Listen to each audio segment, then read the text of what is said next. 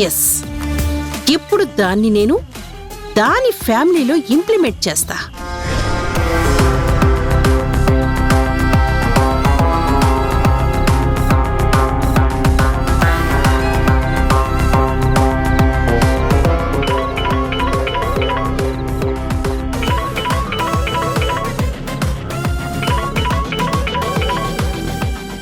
Hello, ఎలా ఉన్నావు బంగారు తల్లి?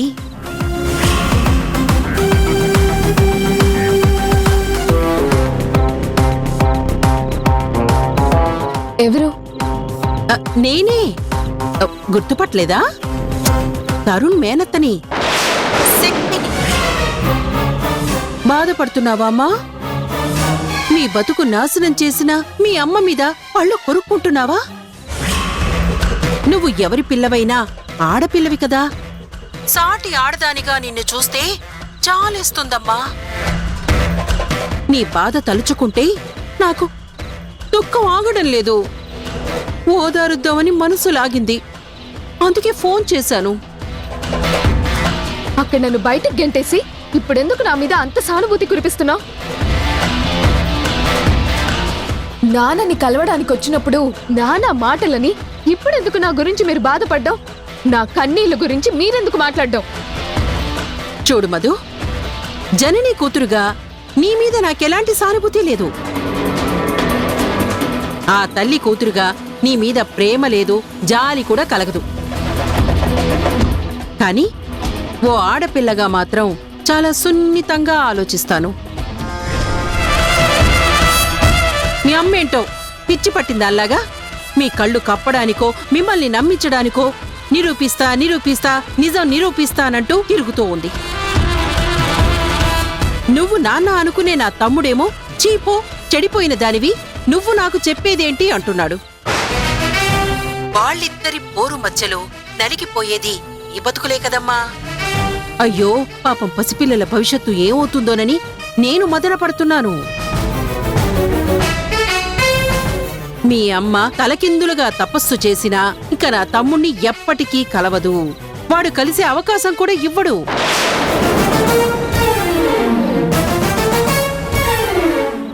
ఎందుకు ఇవ్వడు? మా అమ్మ ఎలాగైనా కలుస్తుంది. తను భయపడి వెనక్కి తగ్గే మనిషి కాదు. మా కోసం ఏమైనా చేస్తుంది. పిచ్చి మాలోకం. ఇంకెక్కడ కలుస్తుంది? ఎలా కలుస్తుంది? మీ అమ్మని హాస్పిటల్ నుంచి బయటికి పంపించేశారు. ఉద్యోగానికి ఉద్వాసన పలికారు. కాంట్రాక్ట్ క్యాన్సిల్ చేశాడు నా తమ్ముడు. అది ఆ గేటు దాటలేదు. నా తమ్ముడితో మాట కూడా మాట్లాడలేదు. నిజమా? కాంట్రాక్ట్ క్యాన్సిల్ చేశారా? కాని మాట లేని మాట నేనెందుకు చెప్తాను చెప్పు?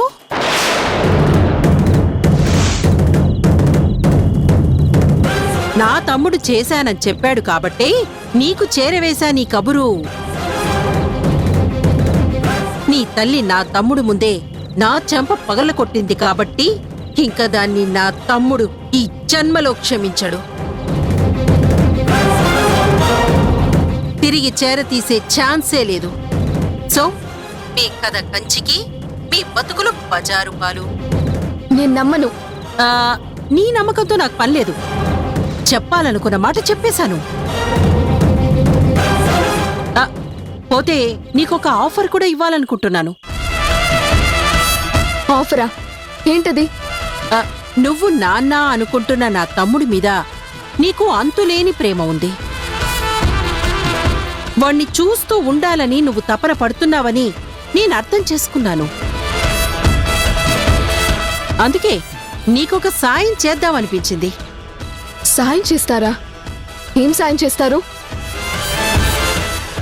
నువ్వు నా తమ్ముణ్ణి చూస్తూ ఈ ఇంట్లో ఉండి సంతోషపడే అవకాశం నీకు కల్పిస్తాను. వాట్? ఎస్, నా తమ్ముణ్ణి ఎలాగలా బతిమలాడి ఒప్పించి నీకు ఈ ఇంట్లో పని మనిషి పోస్ట్ ఇప్పిస్తా.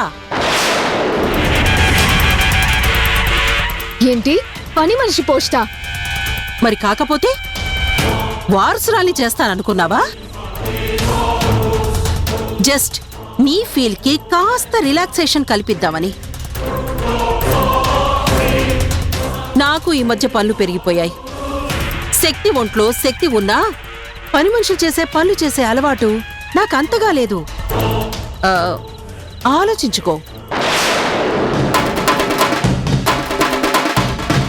మీ నాన్నని చూసుకోవాలి అన్న కోరిక తీరుతుంది, వాడికి సేవలు చేసే భాగ్యమూ కలుగుతుంది.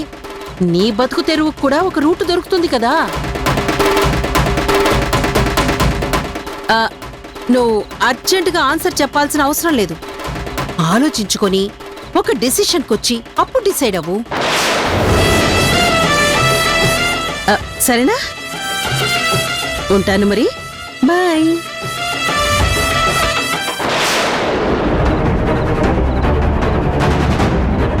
రాక్షసి నాకు పని మనిషి పోస్ట్ ఇస్తుందా?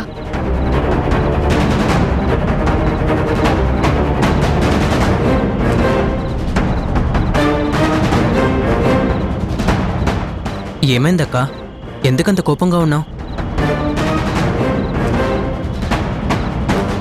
నాన్న అమ్మతో కాంట్రాక్ట్ క్యాన్సిల్ చేసుకున్నాడట. అది నాకు పని మనిషి పోస్ట్ ఇస్తా రా అంటుంది. అమ్మ ఇంకా నాన్నని కలిసే అవకాశం లేదురా. మనకు నాన్న దక్కుతాడనే ఆశ చచ్చిపోతుందిరా. అమ్మని అడిగి నిజం తెలుసుకుందాం.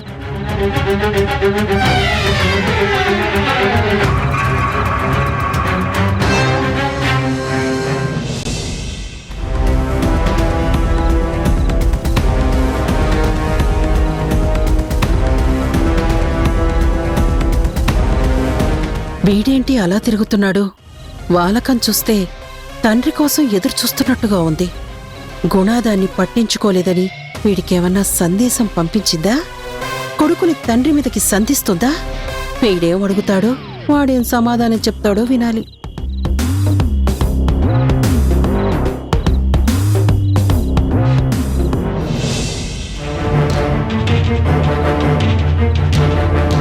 నాన్న, నీతో మాట్లాడాలి. ఏమడుగుదాం అనుకుంటున్నావు? మా అమ్మతో హాస్పిటల్ అగ్రిమెంట్ ఎందుకు క్యాన్సిల్ చేసావు? శివ చెప్పాడా? ఎవరు చెప్తే? కానీ నువ్వు క్యాన్సిల్ చేసావా లేదా? చేశాను. ఎందుకు చేసావని అడుగుతున్నా. ప్రొఫెషనల్ మ్యాటర్స్ నీకు అనవసరం. బిజినెస్ పార్ట్నర్స్ మధ్య సమాలక్షుంటాయి. నువ్వెందుకు రియాక్ట్ అవుతున్నావు? నాకు మీరు అనుకునే బిజినెస్ పార్ట్నర్కి మధ్య రిలేషన్ ఉంది. తను నా కన్న తల్లి. అవ్వచ్చు. పర్సనల్ విషయాలు హాస్పిటల్ మ్యాటర్స్లో ఇన్వాల్వ్ చేయకు. కొడుకుగా తెలుసుకోవాల్సిన రెస్పాన్సిబిలిటీ నాకుంది. ఎవరి కొడుకుగా? ఇప్పుడే చెప్పానుగా, ఆవిడ నా తల్లి. ఆ తల్లి కొడుకుగా రిలేషన్స్ నువ్వు మెయింటైన్ చేయొచ్చు, కానీ రీజన్స్ నేను నీకు చెప్పాల్సిన అవసరం లేదు.